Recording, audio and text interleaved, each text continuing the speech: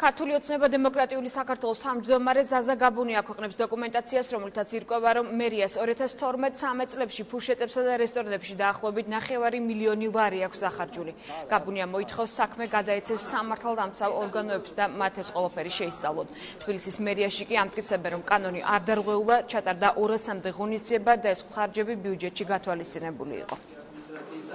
დედაქალაქის მერიამ 2012 წელს და 2013 წლის ივნისის ჩათვლით ალაფურშეტებსა და რესტორნების მომსახურებაში დახარჯა დაახლოებით 9 მილიონი ლარი. ცალკეული შემთხვევებიდან ჩანს, რომ აღნიშნული ზუდადღირებული შეხვედრები იმართებოდა პარტიული აქტივისტებისთვის, იმისათვის, რომ დადგინდეს აღნიშნული ქმედებების კანონიერების საკითხი, თვლით, რომ აღნიშნული საკითხი სამართალდამცავი ორგანოების შესწავლის საგანი უნდა გახდეს. ხარჯი, რომელზედაც ბატონი ზაზა საუბრობს, მინდა გითხრათ, რომ არის გათვალისწინებული თბილისის ბიუჯეტით და განკუთვნილი არის არა მერიის თანამშრომლების კორპორაციული ვახშამებისთვის ან ღონისძიებებისთვის, არამედ გათვალისწინებული არის სხვადასხვა ოფიციალური და წარმომადგენლობითი ღონისძიებებისთვის, რომელსაც ახორციელებს ქალაქ თბილისის თვითმმართველობა და ქალაქ თბილისის მერია.